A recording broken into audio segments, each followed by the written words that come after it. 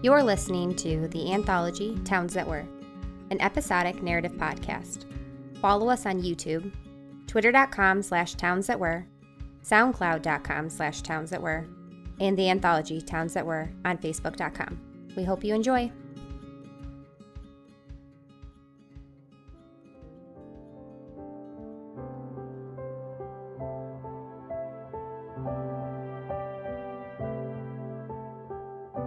Annabelle looks out the cabin window at the women scurrying around the yard, each with an armful of flowers and tulle. They rush frantically to gather the escape decorations as they float away in the wind. "Just pray it doesn't rain," her mother tells her as she fixes the veil on her daughter's head to pull the hair back from her face, allowing her green eyes to shine and dance in the gloomy light of the room. Still inspecting the chaos outside, standing in her wedding gown, the wind continues to cackle through the trees. Annabelle unlatches the tiny brass lock on the blush-colored stained glass window and calls out to the women. "Let it all fly away," she says softly, untying her hair, her black curls falling against the pearls lining her ivory dress. Her mother smiles sweetly at her child and extends a hand.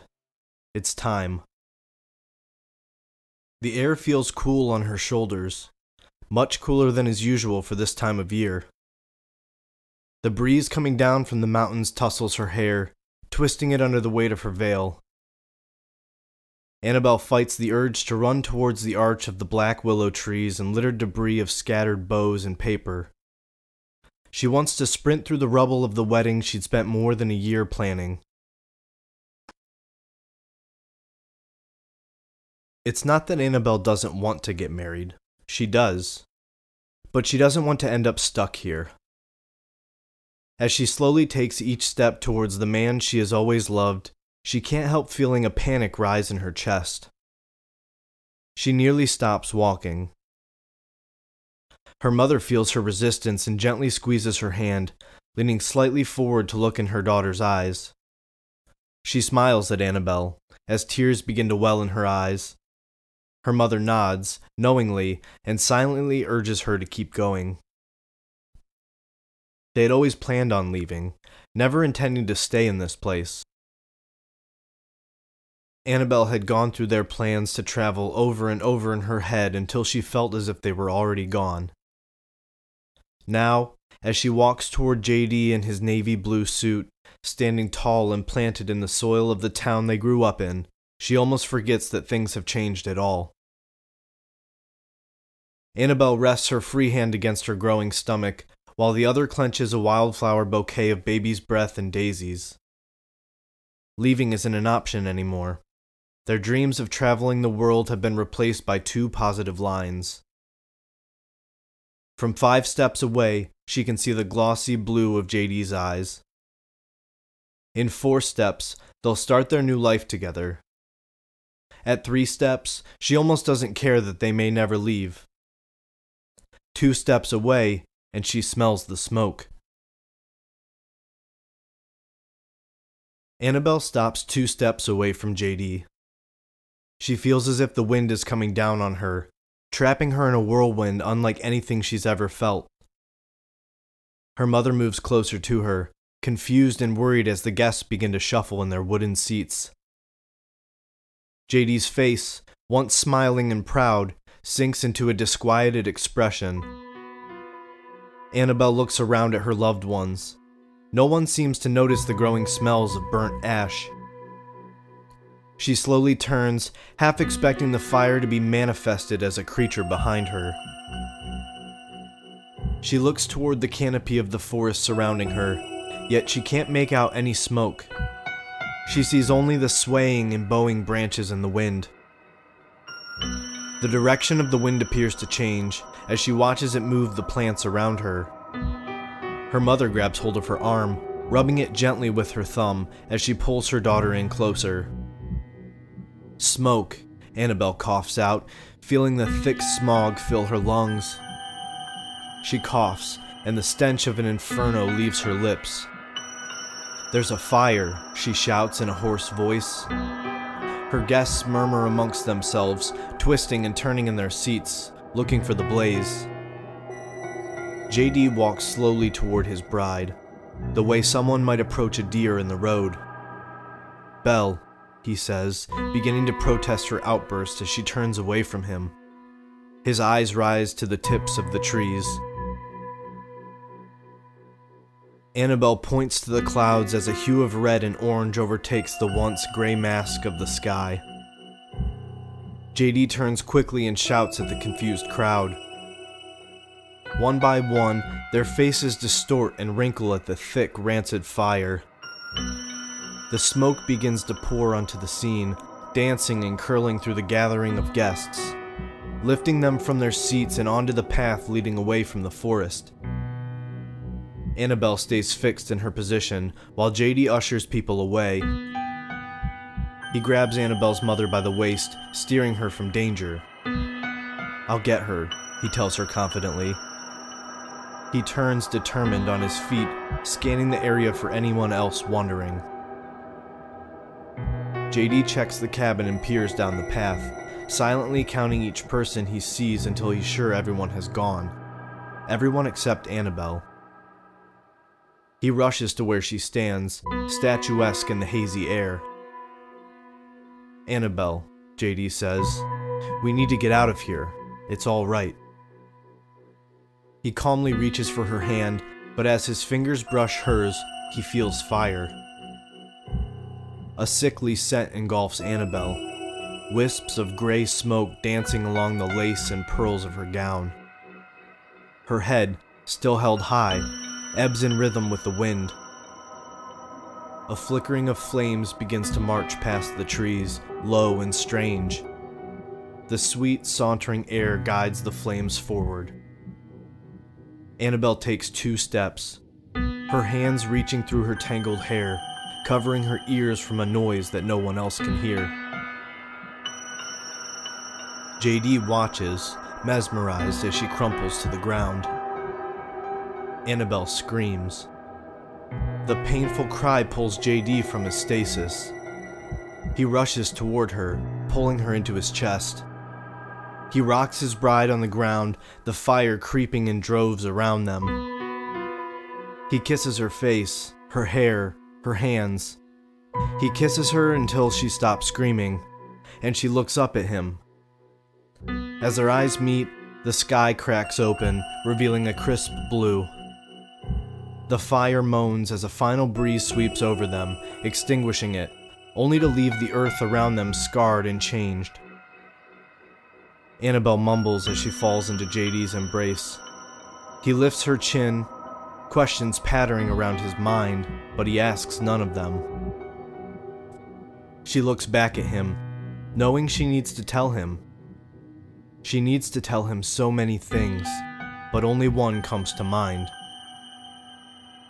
As Annabelle pulls JD's hand to her stomach, she breathes out the words, "It's a boy."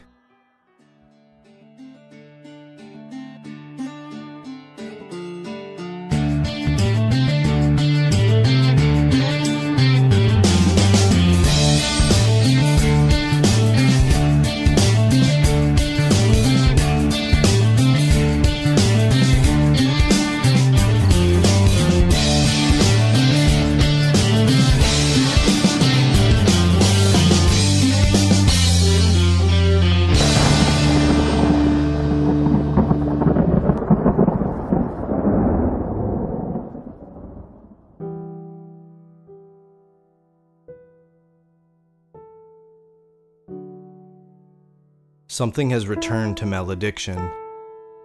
Something that weighs heavier than the fog settling from the overnight rains. Something that rises higher than the overflowing waters of Lake Ophelia. As if a veil has been lifted, freeing the shackles of a long-lost relic, something forgotten surfaces. Something other than James, he's come to understand. An old coffee pot hisses, blowing steam like that of a locomotive throughout the mansion's kitchen. James fills 2 mugs and sets them upon the table. Rayla rubs her tired eyes, thanking him with a nod, and runs her fingers through her hair. She sits in a musty sweater of Don Grayson's they'd found tucked away in his old room, in a dresser decorated with a young James Grayson standing at his father's side, Don proudly flaunting his latest trophy. The orange glow of the morning fades into the mansion. Rayla had slept, only for an hour or so, though James hadn't gotten a wink of shut-eye. He tried, once or twice, eventually giving up and retreating to the library. There, he dug through the books that littered the walls of the room. All the while, his aunt's book sat on the table before him. He couldn't bring himself to open it. The embossed lettering upon the leather cover glinted at him, as the old lights of the library flickered throughout his studies, urging him to open it. He'd already given himself to the text. Even still, the book maintained shut throughout the long hours of the night, sitting silently at his side. Even as a child, James could feel there was something not quite right about this town. Though whatever this was, it was even more than he'd expected. And he'd certainly had more than enough for one night. He found books with scrawlings of his childhood thoughts. Notes on the adventures of a detective so intelligent it brought him only loneliness. The excessive debaucheries of the doctor who manufactured a monster who was too hideous for love, the only thing he desired, and sketches upon sketches of that incessantly croaking raven. James found an unsettling understanding of how the past decade of his life had turned out, judging from the company of his childhood. Sitting at the kitchen table, cupping the scalding mug of coffee before him, an ease washes over, as the sunlight trills into the mansion. He watches Rayla. Even as she sips her coffee, the steam rising to obscure her face, her eyes remain fixed on the leather book sitting between them. James knows that she can provide answers, perhaps not all of them, maybe not even enough to be helpful, but surely more than he knows now. The questions race through his head, and they all need answered, but James can't land on the perfect starting point. Instead, he sits silently, letting his thoughts churn. He presses his palms to his eyes, rubbing them vigorously, and he hears Rayla inhale. As he quickly sits straight, hoping she had been contemplating where to start, her phone nearly buzzes off the table, interrupting her before she even begins. Rayla scoops up her old station-issued flip phone. Apologizing, she marches from the kitchen, answering halfway up the stairs to the second floor. Fitting, James says, dropping his head back to his hands. Just fitting.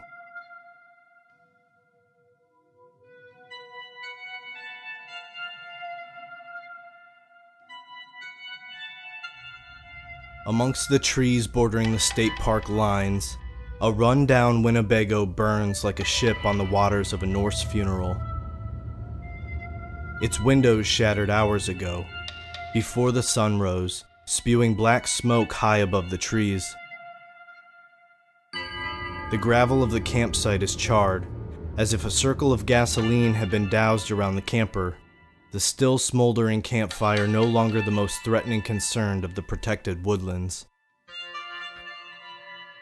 At the base of the metal stairs leading from the front door lies a young woman, face down in the mud, motionless. Her dark hair is matted with dirt and debris. Her right arm extends far before her, reaching towards a bent rifle lying still as her.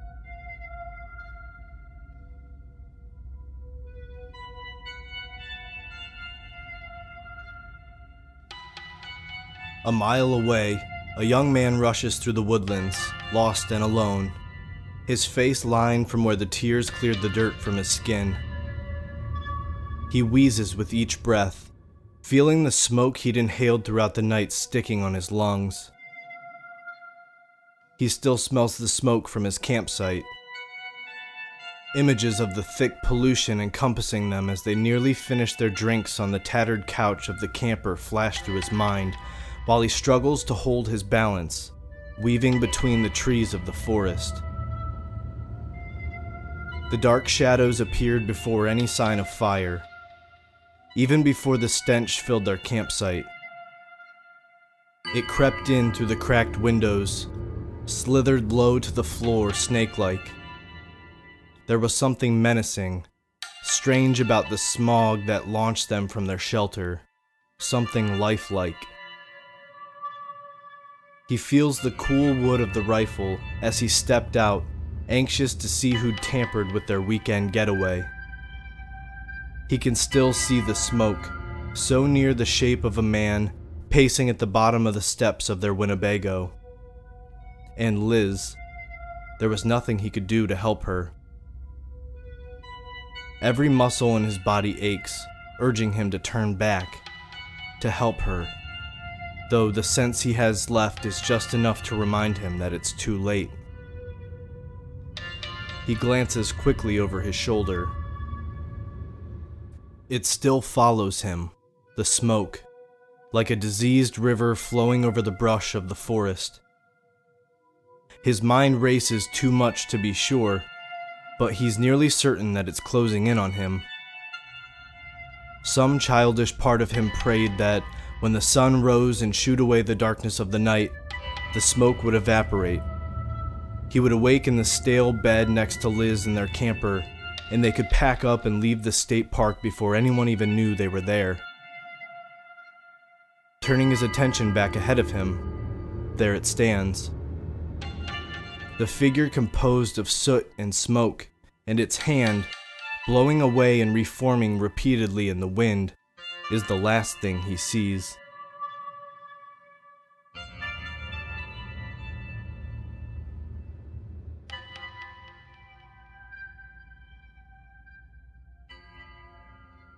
James's SUV rolls through the hills on the edge of Malediction. Rayla sits in the passenger seat, still wearing Don Grayson's sweater and a pair of Gloria's dress pants from an era long gone. A fire, James says. Sounds like a job for a park ranger. Rayla laughs, knowing that James has been gone far too long.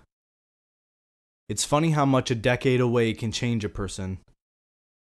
Malediction doesn't have that luxury, she responds. Murder, petty theft, wedding fires, she says. It all falls back on me and the sheriff. Speaking of the sheriff, James continues, he didn't have a problem with me tagging along. He had his fair share of questions regarding our night, Rayla answers, but we didn't have time to get my car. I see, James says, so I'm just your taxi for the day. Turn here, she says, pointing down a gravel drive. I know exactly where we're going, he thinks to himself. James parks before a wooden signpost reading Visitor Parking. His door slams in unison with Rayla's. He stands at her side, admiring the old cabin standing proudly before them. An array of wooden chairs lie scattered and misplaced in the side yard, overlooking Lake Ophelia. A beautiful white banner has peeled from its position, arching over the entrance to the cabin, flapping wildly in the wind. James follows Rayla to a couple occupying two of the wooden chairs. A handsome man, dressed in a blue tux, holds his bride, wiping the black makeup from under her eyes. This is all my fault, James can hear the bride say as they approach. An older man kneels before the couple, his back to Rayla and James. None of this is your fault, dear, he says, his voice gravelly and worn. It's a voice James remembers. The man stands, hearing the footsteps approaching from behind, and turns to face James and Rayla.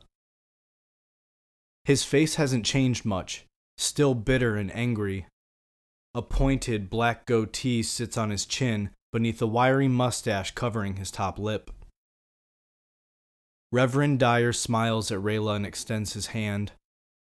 He expressed his thanks before turning to James, a scowl replacing his grateful demeanor. Didn't know you'd came back to town, Reverend Dyer states, his head slowly shaking in disappointment. Just last night, Reverend, James answers, biting at the insides of his cheeks to mask his anger. He had a feeling this would be a common reaction from the people of Malediction, a reaction he wrought upon himself. Even so, it was already grating. Rayla interrupts their reunion, ushering the Reverend back towards the cabin. She raises a chair upright from the grass next to James, who already sits before the groom and his bride. She introduces herself, thankfully having retrieved her badge and gun from the library within the Grayson estate, needing the reinforcement of her position within the town given her unprofessional attire. Annabelle explains her erratic morning, the fire that showed itself first only to her, the smoke that filled her lungs with weight enough to drop her to her knees. It knew I'm having a boy, she says, referring to the heat within her. The fire, Rayla asks, it spoke to you? No, Annabelle answers, but it knew. Though Annabelle speaks, holding back tears, Rayla watches JD. He rubs Annabelle's back, repeating reassurances as she recounts her story. His eyes, however, don't show the same supportiveness. It's been a stressful time for us, JD says after Annabelle's finished, choosing his words carefully. The baby, a wedding, he continues. It hasn't been easy. Annabelle agrees with him, but she hasn't convinced Rayla, nor herself. Both of them speak words that don't match the emotions in their eyes. Reverend Dyer loses patience, returning to his seat next to Annabelle. There's no reason to worry, he tells her, as if they're the only two seated. These things happen. Do they? JD asks. Spontaneous fires that vanish as soon as they appear. But the Reverend ignores his questioning.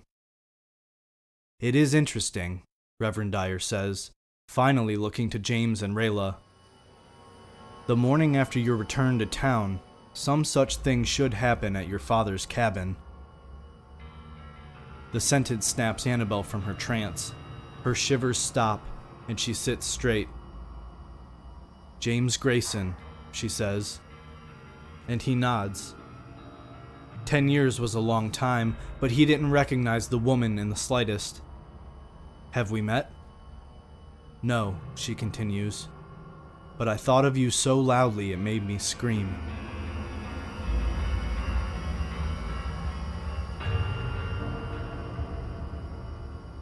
That was something, James says, seated comfortably back behind the steering wheel, his father's cabin in the rear view. After the night we had, I'm not sure what will surprise me anymore, Rayla says. They sit in silence throughout the drive back to Rayla's.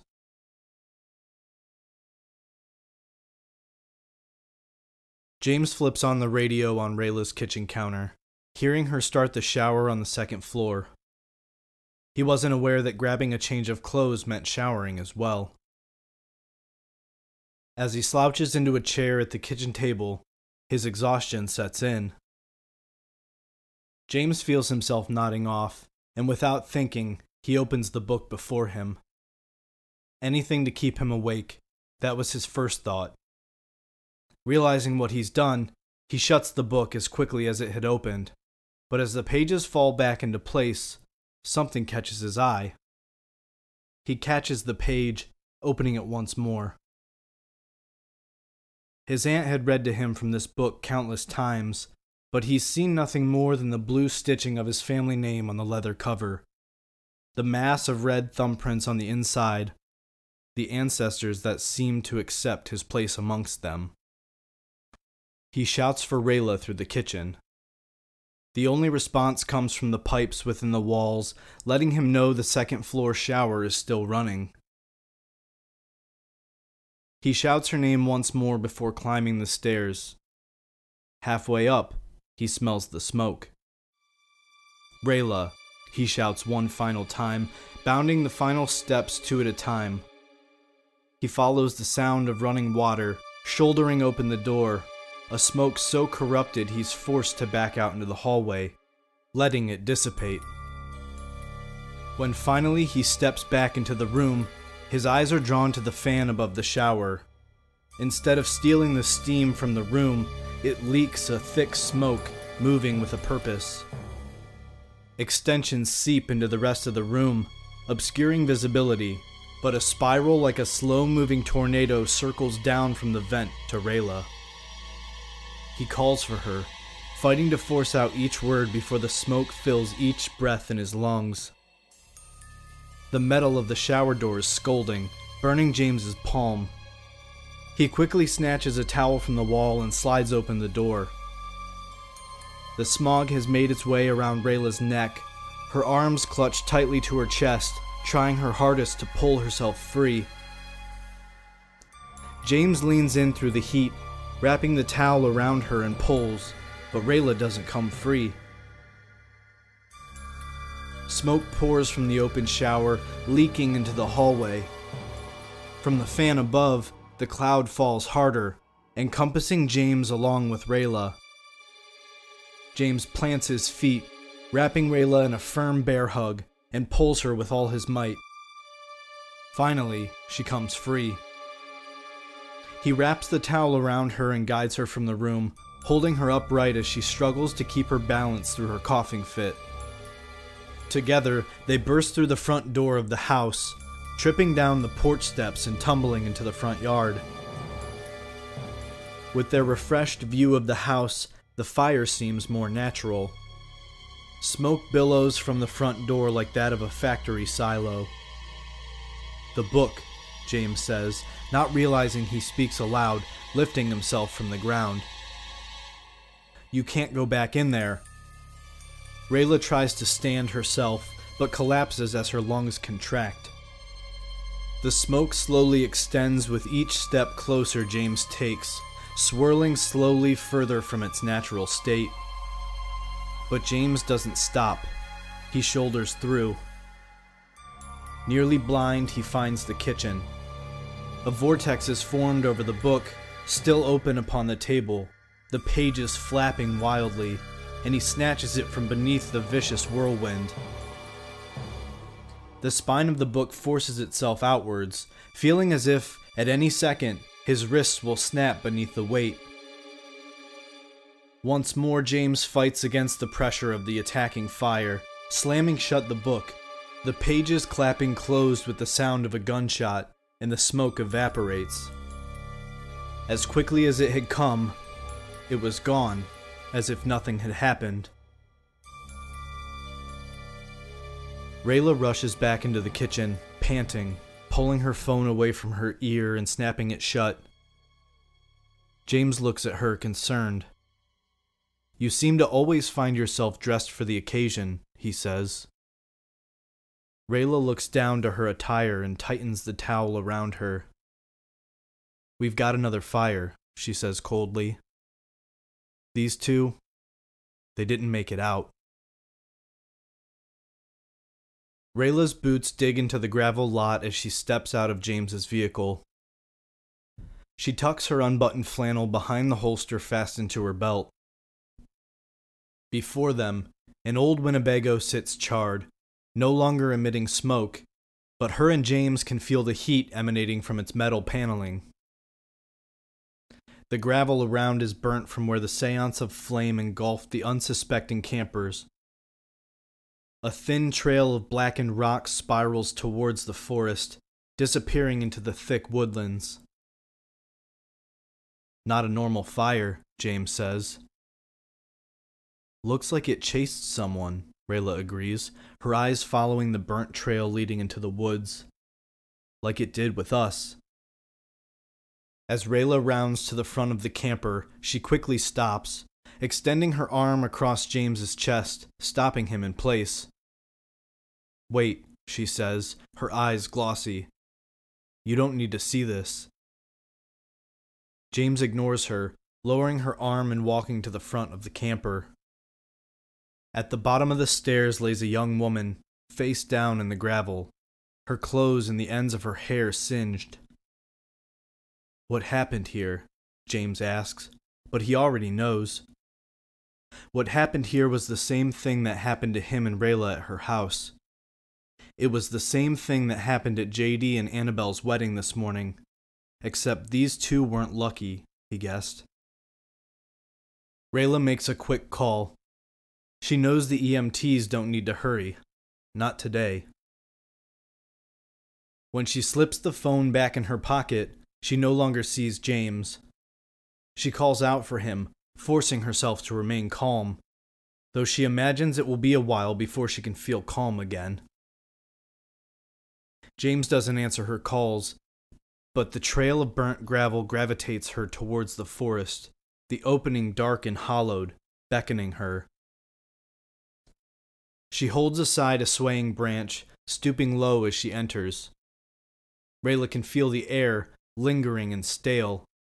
Smell the smoke upon the leaves, and the quietness reflects the terrified state of the woods. A quarter-mile through the forest, and Rayla nearly forgets James, lost in the stillness of the trees. But he kneels before her, his back turned on the charred path in front of her. He turns to Rayla. "You said I wasn't the only one who's come back to Malediction," he says, his voice raspy and low. "This is what you meant." She nods. "It was bound to happen, James, sooner or later." James hands Rayla a gold ring, tells her that the man lying still on the path before them clutched it in his hands. The ring is a simple design, a small golden band with inlets missing gems that once covered the ring. On the inside, James points out the etchings, reading Eleanor Deucalion. "I know that name," Rayla says, repeating the name Deucalion aloud. "They have a mausoleum in the cemetery." "We need to go there," James says. "Now." Before Rayla can protest, he spins her around, guiding her back down the burnt path that leads back to the campsite. The speedometer reads 74 miles per hour, curving marvelously back towards the center of Malediction. On his lap, James fidgets with the Grayson's book until Rayla snatches it out of his lap. "Flip the page," James says, repeating the words until she finally lands where he wants her. "That's what I wanted to show you," he says, "back at your place." Rayla skims the page, reading passages of the flames that ravaged the lands of Malediction over 200 years ago. Passages of the trickster who stole fire from the gods, returning it to the hands of mankind. Passages of the narcissist, who overreached in his efforts to improve mankind, ending in tragedy. What he stole to help mankind is what he became. She reads passages of the lone genius who gave mankind the means for war instead of love and family. Rayla reads the story of the man known as Matthew Deucalion, who was sentenced to a life of humanity after stealing from the gods. A poor man with no power and a broken will was his sentence on Earth. Years of hard labor and the cruelties of men weighed heavily on Matthew until he met a woman named Eleanor. Rayla quickly turns each page as she comes to understand the story. Eleanor was blind, and as a gesture of his love for her, Matthew forged a ring in stolen fire, binding himself to her always. The ring is described as an intricate piece of gold, laced with stems of quartz and diamonds mined from the hills of Malediction itself. A beauty to behold, unmistakable at first glance, or in Eleanor's case, first touch. The sun is overtaken by a dark cloud, dampening the entirety of Malediction. In his rearview mirror, James sees the approaching smoke traversing wildly in his wake. He turns off the road as Rayla directs him, noticing their pursuer do the same. He slows, unwillingly, as the dirt road narrows, leading them through the open, wrought iron gates of Malediction Cemetery. But the fires of the tortured soul do not slow, creeping into the wheel wells of the SUV, slowing them even more. James slams on the gas, feeling as if he spins in a pit of quicksand. Needing no communication, he and Rayla abandon the car halfway through the cemetery. The smoke is halfway up their thighs, the heat nearly unbearable, but it's enough to quicken their pace. Rayla leads them through the hilly graveyard, trying her hardest to keep to the path that careens through, though the sky darkens with each passing second, each breath more labored than the last. As they pass through a cluster of trees, there, standing tall amongst the gravestones, a slate-gray mausoleum stands tall, castle-like amongst the few others surrounding it. Etched in the archway over the sealed entryway is the same name on the back of the ring James holds tightly: Deucalion. He feels the pressure dig into his ankle like a claw, ripping his foot out from beneath him. He topples to the ground, lost beneath the smoke. "The ring," he shouts, nearly blind beneath the smoke, feeling it loose from his hand as it smacks upon the ground. As he struggles to regain his footing, he feels the smoke grasp at him, dragging him back to the ground. He pedals backwards, kicking himself blindly. The smoke before him parts, slightly enough for him to see the silhouette approaching.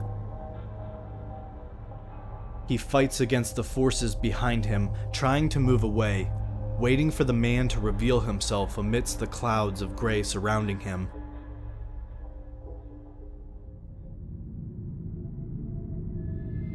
The closer he gets to James, however, the more obscure he becomes. The smoke seems to emanate from the man himself, oozing from his fingertips, fleeing wildly toward freedom. The figure's hand extends, his fingertips directing the path of the winds until it wraps firmly around James's neck. Rayla rises to her feet, bursting through the smoke as if she'd broken through ice that had trapped her beneath the surface. She gasps for air, coughing violently, but her legs continue pumping like pistons, and she holds the ring before her. At full speed, she shoulders through the thin boards that cover the entryway, set in place of broken stone from years of attempted break-ins. She falls within the tomb, rolling down 2 small steps, landing so firmly upon the stone floor the wind is ripped from her lungs. The smoke circles before the entrance, but it doesn't enter. It can't enter. Rayla grasps at the stones, pulling herself back to her feet. Before her lay 2 coffins. Between them, a statue from a happier time. Rayla admires the ring once more before slipping it onto the statue's finger, where it had been pried from Eleanor's stone hand. Rayla feels the sunlight on her back, and she takes her first full breath of the day, feeling the clean air flowing through her lungs. James lays in the grass outside the tomb, softly massaging his neck, his chest heaving, and a soft rain begins to fall upon his face.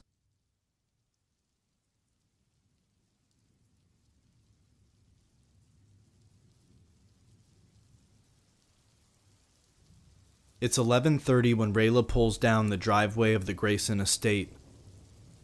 Her headlights catch James as he shuts the trunk of his SUV.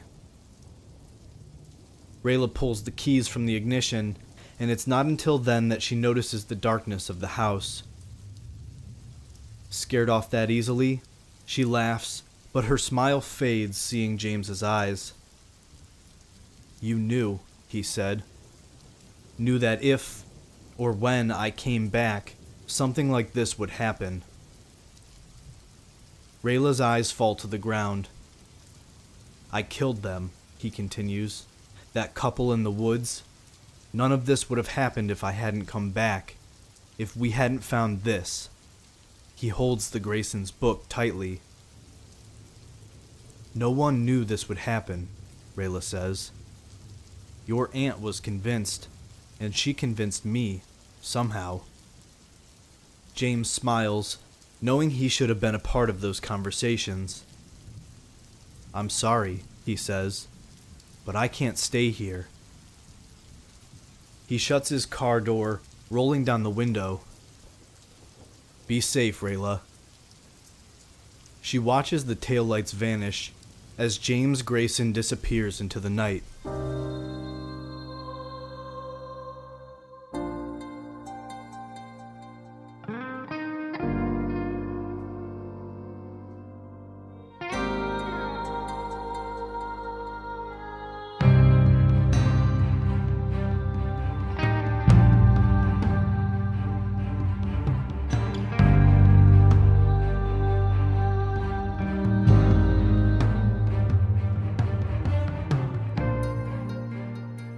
The anthology, Towns That Were, is written by Michael and Jackie Gormley, narrated by Michael Gormley. Music and sound from David Hyde, Free to Use Sounds, The Dark Piano, Purple Planet Music, and Our Music Box.